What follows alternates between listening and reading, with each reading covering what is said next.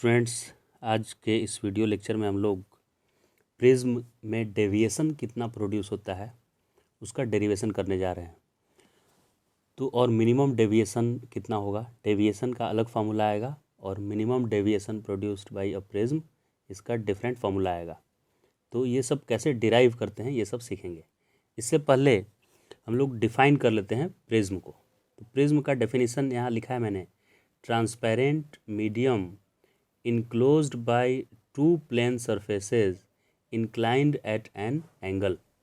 तो prism transparent medium होना चाहिए, मतलब इस ट्रायंगुलर या कुछ डिफरेंट क्वाड्रिलेटरल जैसा भी ऐसा इस तरह का शेप भी हो सकता है या स्क्वायर जैसा भी हो सकता है। ये भी प्रिज्म है, ये भी एक प्रिज्म ही है।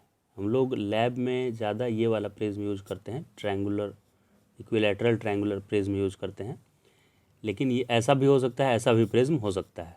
कंडीशन क्या है प्रिज्म होने का किसी भी सरफेस को, तो वो ट्रांसपेरेंट होना चाहिए, ओपेक नहीं होना चाहिए। इसके अंदर आप वाटर भर दें या ग्लास भर दें, ऐसे कुछ ऐसा मीडियम होना चाहिए जो ट्रांसपेरेंट है, जिसके आर पार लाइट जा सके। इसमें कुछ ओपेक ऑब्जेक्ट नहीं भरना है, पहला ये कंडीशन। दूसरा, enclosed by two plane surfaces, दो प्लेन सरफेस होना चाहिए। तो एक ये प्लेन सरफेस हुआ, एक ये, इस वाले प्रिज्म में एक ये सरफेस हुआ, एक ये सरफेस, दो सरफेस होना चाहिए। और वो कैसे होना चाहिए, दोनों सरफेस पैरेलल नहीं होना चाहिए एक दूसरे के, इंक्लाइन एट एन एंगल, वो दोनों में कुछ इंक्लिनेशन होना चाहिए, राइट। दोनों सरफेस आपस में पैरेलल नहीं होने चाहिए। तो आप बोलेंगे ये स्क्वायर में तो पैरेलल मुझे दिख रहा है ये सरफेस और ये, तो ये प्रिज्म कैसे हुआ। तो दो सरफेस, जिन दो सरफेस की बात की जा रही है वो सरफेस पे रिफ्रैक्शन कराना है मुझे। तो अगर लाइट इधर से आकर और इधर निकलता है तो दो सरफेस में पहला सरफेस ये और दूसरा वाला ये सरफेस लिया जाएगा, और ये दोनों सरफेस पैरेलल नहीं है, 90 डिग्री पे इंक्लाइन है, इसलिए इसको मैंने प्रिज्म बोला।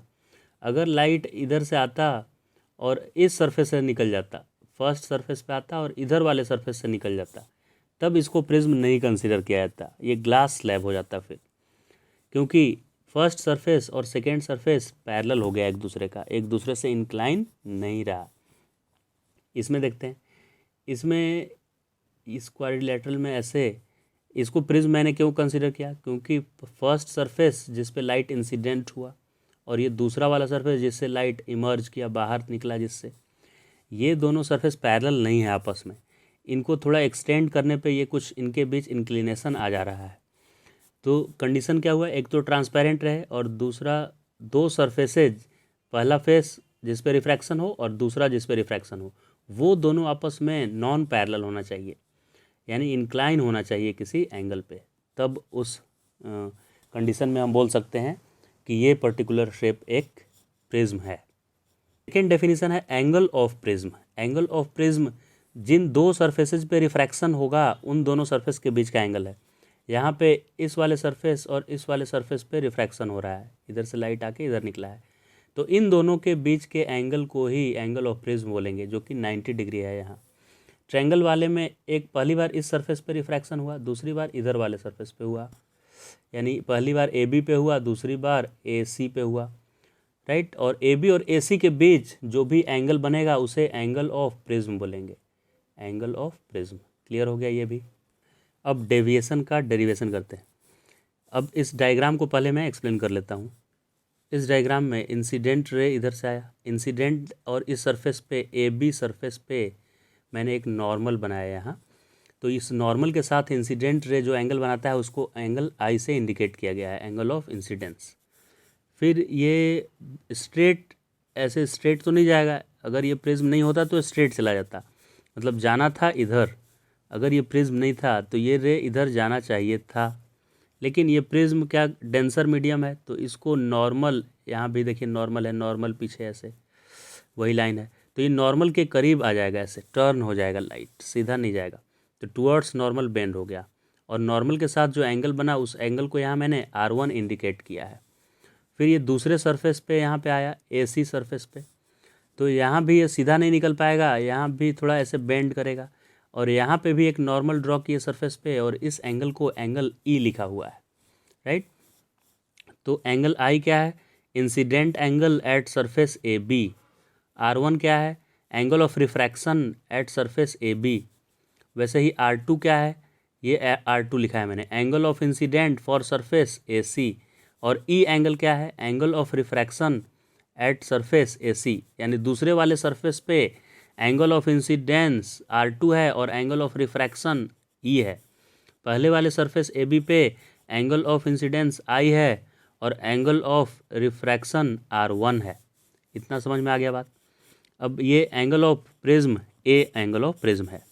अब इसमें डेविएशन क्या होता है, तो जाना था इसको इधर, अगर प्रिज्म नहीं होता तो क्या ये लाइट सीधा जाता, राइट। ऐसे घर से भेजा गया कि क्लास जाना है, कॉलेज जाना है, यहाँ भेजा गया स्ट्रेट, लेकिन रास्ते में कोई मिल गया फ्रेंड, ये प्रिज्म मिल गया रास्ते में, तो डेविएट होकर और चले गए मूवी देखने इधर सिनेमा हॉल। तो जाना था चीन, पहुंच गया जापान, तो इसको बोलते हैं कि डेविएट हो गया अपने रास्ते से, ये रे डेविएट हो गया। जाना तो चाहिए था इधर लेकिन अल्टीमेटली इधर को निकल गया ये, तो इस एंगल को ही डेविएशन बोलते हैं। इतने एंगल को क्या बोलते हैं, डेविएशन। तो यहाँ डेविएशन एंगल किसके इक्वल होगा,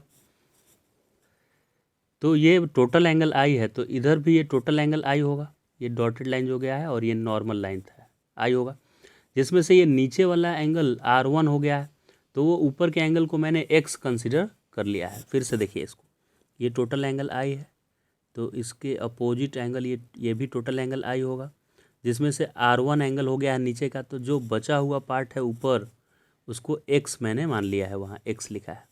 वैसे ही इधर से ये टोटल एंगल E है, तो इसके अपोजिट यहाँ से यहाँ तक टोटल E होगा, और ये नीचे वाला पार्ट R2 हो गया है, तो बचा हुआ y मैंने माना है y। So y equal to E minus R2, क्योंकि ये टोटल यहाँ से यहाँ तक E है और उसमें से R2 माइनस करेंगे तो y मिल जाएगा, राइट। ये R2 है तो R2 माइनस कर देने से y में, वैसे ही ये टोटल एंगल I है I, इस I में से R1 माइनस कर देंगे तो क्या ऊपर का x मिल जाएगा, x एंगल, ठीक है।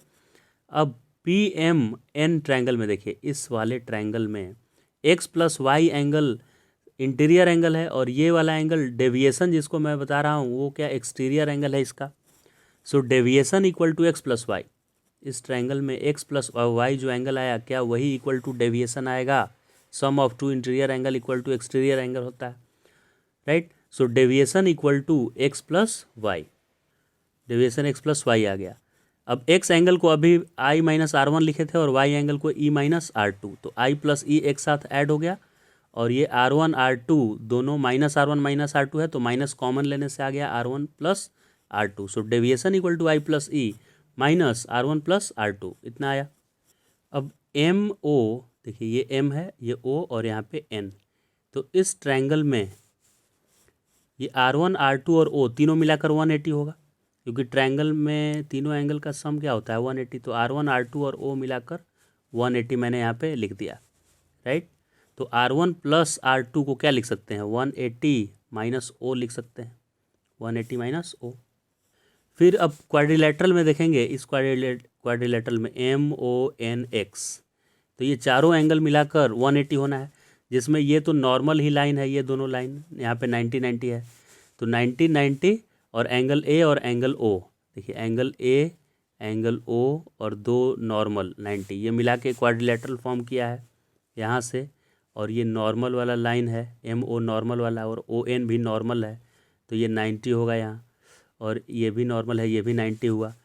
तो A plus O plus 90 plus 90, AO और 90 90 मिलाकर 360, तो इससे AO इक्वल टू 180 आया, क्योंकि ये 90 90 180 उधर जाके सब्ट्रैक्ट हो गया। So angle O equal to 180 minus A, तो जहाँ भी एंगल O आएगा वहाँ 180 माइनस A लिख देंगे, राइट। तो यहाँ पे अब देखिए R1 plus R2 equal to R1 plus R2 plus O equal to 180 है, और O को हम क्या लिख सकते हैं 180 माइनस A। तो अब इसको मैं यहाँ जब लिखूँगा तो R1 प्लस R2 ये एज इट इज़ कॉपी कर दिया R1 प्लस R2, और O एंगल को मैंने लिख दिया 180 माइनस A, 180 माइनस A, ये इक्वल टू क्या है 180 180, तो इस 180 से ये 180 सब्ट्रैक्ट होके उधर 0 हो गया, तो R1 plus R2 minus A equal to 0 आया, hence R1 plus R2 equal to A।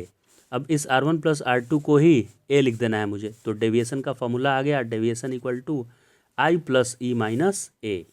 फिर मिनिमम डेविएशन के लिए, ये डेविएशन कम कब होगा, ये जो डेविएशन यहाँ दिखाया गया है, जाना था इधर, लाइट चला गया इधर। तो ये डेविएशन सबसे कम कब होता है, जब आई एंगल ई के इक्वल होता है और R1 और R2 दोनों इक्वल होता है। ये दो कंडीशन है, इस कंडीशन में मिनिमम डेविएशन होगा। तो डेविएशन का फॉर्मूला था आई प्लस ई माइनस ए, और चूंकि आई और ई दोनों इक्वल है इसलिए ई को भी मैं आई लिख सकता हूँ। तो ये आई और आई मिलाकर 2i हो गया। सो मिनिमम डेविएशन का फॉर्मूला हो गया 2i माइनस ए। ओनली डेविएशन पूछेगा न्यूमेरिकल में तो ये फार्मूला यूज करेंगे, और मिनिमम डेविएशन पूछेगा तो ये सेकेंड वाला फार्मूला यूज करना है।